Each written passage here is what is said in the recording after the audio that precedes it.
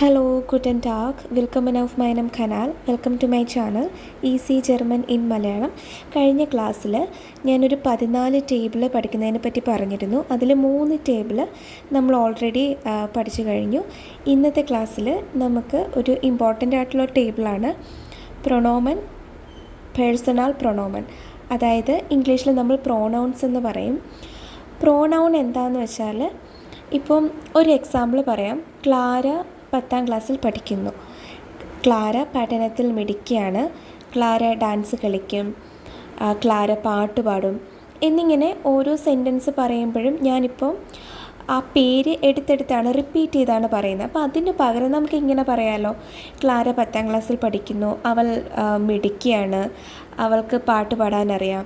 അങ്ങനെ ആ ക്ലാര എന്ന് പറയുന്ന ആ ഒരു പേരിനെ, ആ ഒരു നൗണിനെ നമ്മൾ മറ്റൊരു വേർഡ് കൊണ്ട് റീപ്ലേസ് ചെയ്തു, അവൾ. ഓക്കെ, ഇതിനെയാണ് പ്രോനൗൺ എന്ന് പറയുന്നത്. ഈ ടേബിൾ, ഞാൻ കൊടുത്തിരിക്കുന്ന ടേബിൾ നമുക്ക് നോക്കാം.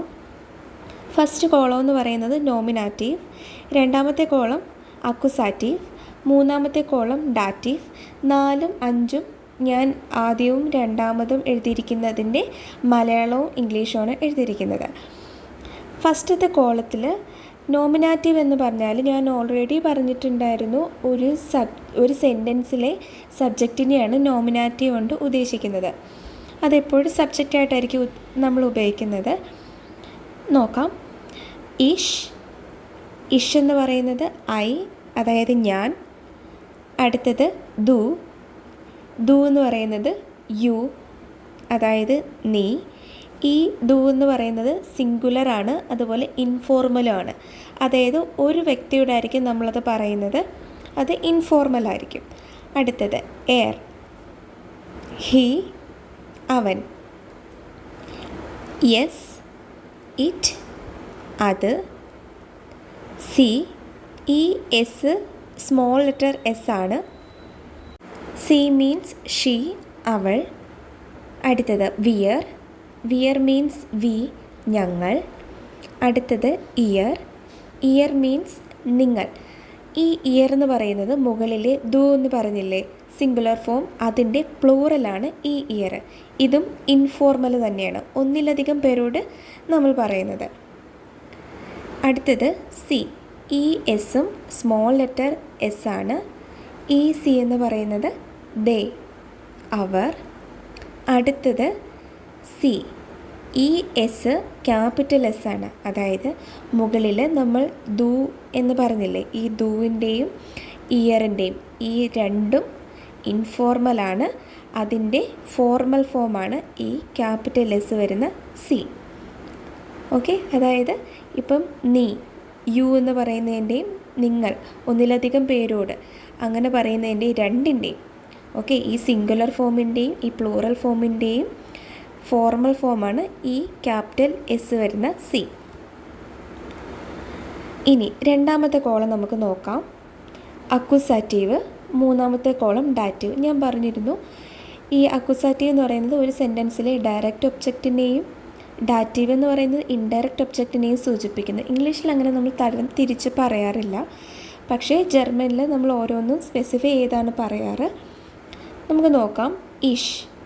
ഇഷ് എന്ന് പറയുന്നത് ഐ, അത് ഒബ്ജക്റ്റായിട്ട് വരുമ്പോൾ മിഷ് ഓർ മിയർ. മിഷ് എന്ന് പറയുന്നത്, അല്ലെങ്കിൽ മിഷ് ഓർ മിയർ എന്ന് പറയുന്നത് മീ, എന്നെ. അടുത്തത് നോക്കാം. ദു, ഡിഷ്, ഡിയർ, അതായത് നീ, നിന്നെ. ഈ നോമിനാറ്റീവ് കോളം സബ്ജക്റ്റായിട്ടാണ് യൂസ് ചെയ്യുന്നത്. ഈ അക്യുസാറ്റീവ് ഡാറ്റീവ് കോളം ഒബ്ജക്റ്റായിട്ടാണ് യൂസ് ചെയ്യുന്നത്. അത് either direct object or indirect object. കുറച്ചുകൂടി മനസ്സിലാൻ വേണ്ടിയിട്ട് ഞാനൊരു എക്സാമ്പിൾ കൂടി പറയാം. ഐ പ്ലേ ക്രിക്കറ്റ്, ഞാൻ ക്രിക്കറ്റ് കളിക്കുന്നു. ഈ ഐ ഈ നോമിനാറ്റീവ് കോളത്തിൽ നിന്നല്ല ഞാൻ എടുത്തിരിക്കുന്നത്. ഐ പ്ലേ ക്രിക്കറ്റ്, ഞാൻ ക്രിക്കറ്റ് കളിക്കുന്നു. ഈ ഒരു സെൻറ്റൻസിന് പകരം നമുക്ക് ഈ ഒബ്ജക്റ്റ് എടുത്തിട്ട് ആ സെൻറ്റൻസ് പറയാൻ പറ്റുമോ? മീ പ്ലേ ക്രിക്കറ്റ്, എന്നെ ക്രിക്കറ്റ് കളിക്കുന്നു എന്ന് നമുക്ക് പറയാൻ പറ്റുമോ? ഒരിക്കലുമില്ല. അപ്പം ഈ എന്നെ, നിന്നെ, അവനെ, ഇതെല്ലാം ഒരു വെർബിൻ്റെ ആക്ഷൻ റിസീവ് ചെയ്യുന്നൊരു ഒബ്ജക്റ്റ് മാത്രമാണ് അവിടെ വരിക. ഒരു എക്സാമ്പിൾ പറയുകയാണെങ്കിൽ അവൾ എന്നെ വിളിച്ചു, അവൾ എന്നെ സഹായിച്ചു, അവൻ എന്നെ ഫോൺ വിളിച്ചു. അപ്പം ആ വിളിക്കുക എന്നുള്ള ആ ഒരു വെർബിൻ്റെ ആക്ഷനാണ് ഞാൻ അവിടെ റിസീവ് ചെയ്യുന്നത്. അവിടുത്തെ സബ്ജക്റ്റ് അവൻ അല്ലെങ്കിൽ അവൾ എന്നാണ്. ഓക്കെ, മനസ്സിലായി കാണുമെന്ന് വിശ്വസിക്കുന്നു. ഇനി നമുക്ക് ഈ ടേബിൾ നോക്കാം. ഇഷ്, മിഷ്, മിയർ, ദു, ഡിഷ്, ഡിയർ, എർ, ഈം, ഈം, എസ്, എസ്, ഈം, സി, സി, ഇയർ, വിയർ, ഉൻസ്, ഉൻസ്, ഇയർ, ഓയിഷ്, ഓയിഷ്, സി, സി, ഈനൻ, സി, സി, ഈനൻ. ഈ ടേബിൾ അതുപോലെ തന്നെ പഠിച്ചു വയ്ക്കുക. പിന്നെ ചിലതൊക്കെ നമുക്ക് ബെസ്റ്റിംഡ് ആർട്ടിക്കിൾ കോളമായിട്ട് റിലേറ്റ് ചെയ്ത് പഠിക്കാൻ പറ്റും. അതേതൊക്കെയാണെന്ന് ഞാൻ പറഞ്ഞുതരാം. ഇഷ്, മിഷ്, മിയർ, ഡു, ഡിഷ്, ഡിയർ, എയർ. ഈ എയർ നോക്കിയേ, ഈ എയർ എന്ന് പറയുന്നത് ഈ അക്യുസാറ്റീവ് കോളത്തിൽ മസ്കുലിൻ അല്ലേ ഉപയോഗിക്കുന്നത്. എയർ എന്ന് പറയുന്നത് മസ്കുലിൻ നൗണിനായിരിക്കും നമ്മൾ ഉപയോഗിക്കുന്നത്. ഈ എയറിന് മസ്കുലിൻ കൊടുത്തിരിക്കുന്നത് ഡേൻ എന്നാണ്. അപ്പോൾ ആ ഒരു എൻ ലെറ്റർ വെച്ചിട്ട് നമുക്ക് കണക്ട് ചെയ്യാൻ പറ്റും. ഇനി ഡാറ്റീവ് നോക്കിയേ, എയറിന് ഈം എന്നാണ് കൊടുത്തിരിക്കുന്നത്. ഡാറ്റീവ് കോളത്തിൽ മസ്കുലിൻ ഡെയിം. അപ്പോൾ ആ ഒരു രീതിയിൽ നമുക്കത് കണക്ട് ചെയ്ത് പഠിക്കാൻ പറ്റും. അടുത്തത് എസ്. എസ് എന്ന് പറയുന്നത് ഇറ്റ്. അത് നോയിത്രത്തിലല്ലേ, ആ ഒരു കാറ്റഗറിയിലല്ലേ വരുന്നത്. അവിടെ അക്യുസാറ്റീവ് കേസിൽ അവിടെ ചേഞ്ച് ഒന്നുമില്ല. അതുകൊണ്ട് എസ്, എസ് അങ്ങനെ തന്നെ എഴുതി. ഡാറ്റീവ് വരുമ്പോൾ ഈം. ഇവിടെ ഡേം എന്നല്ലേ നമ്മൾ കൊടുത്തിരിക്കുന്നത്. അപ്പോൾ അതും നമുക്ക് അങ്ങനെ കണക്ട് ചെയ്ത് പഠിക്കാൻ പറ്റും. അടുത്തത് സി. സിയും അക്യുസാറ്റീവ് കോളത്തിൽ ഫെമിനിൻ ഡി തന്നെയാണ് അല്ലേ. നോമിനാറ്റീവായിട്ട് പ്രത്യേകിച്ച് ചേഞ്ച് ഒന്നും വരുന്നില്ലല്ലോ, ഡി തന്നെയാണ്. അപ്പോൾ സി, സി ആയിട്ട് തന്നെ കൊടുക്കാം. ഡാറ്റീവ് വരുമ്പോൾ ഇയർ, അതായത് ലാസ്റ്റ് നമ്മൾ ഈ കോളത്തിൽ ഫെമിനിൻ ഡെയർ ആണ്. ആ ആറും ഈ ആറ് എന്ന് പറയുന്ന ലെറ്ററുമായിട്ട് കണക്ട് ചെയ്ത് പഠിക്കാൻ പറ്റും. ഈ മൂന്നെണ്ണമാണ് നമുക്ക് മെയിൻലി അങ്ങനെ നോക്കാൻ പറ്റുന്നത്. പിന്നെ ബിയർ, ഉൻസ്, ഉൻസ് അത് അതുപോലെ തന്നെ പഠിക്കുക. അടുത്തത് ഇയർ, ഓയിഷ്, ഓയിഷ്. അടുത്തത് സി, സി, ഈനൻ. പ്ലൂറൽ ഫോം നോക്കിയേ, അതായത് ദേ എന്നൊക്കെ പറയുന്നത് പ്ലൂറൽ ഒന്നിലധികം പേരല്ല. അപ്പോൾ നമ്മളവിടെ ഡി ആയിരിക്കും ഉപയോഗിക്കുക. ഇവിടെ അക്യുസാറ്റീവ് കേസിൽ ഡി തന്നെയാണ്. പക്ഷേ ഡാറ്റീവ് വരുമ്പോൾ ഡെയിൻ, എൻ എന്ന് ഞാൻ പറഞ്ഞിട്ടുണ്ട്. അപ്പോൾ അതുമായിട്ട് ഇത് കണക്ട് ചെയ്ത് പഠിക്കാൻ പറ്റും. ഈനൻ.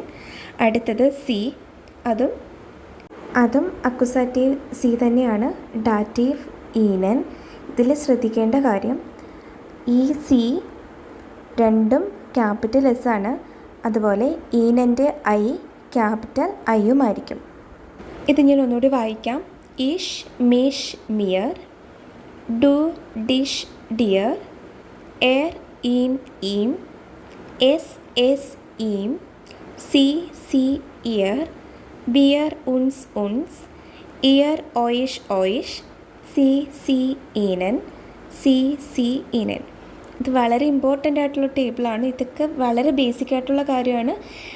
ഞാൻ പറഞ്ഞിരുന്നു ഈ 14 ടേബിളും നിങ്ങൾ നന്നായിട്ട് പഠിക്കുക, മനസ്സിലാക്കി തന്നെ പഠിച്ചു വയ്ക്കുക. അടുത്ത ക്ലാസ്സിൽ അടുത്ത ടേബിളുമായിട്ട് കാണാം. വീഡിയോ ഇഷ്ടമായ like, share and subscribe. Thank you.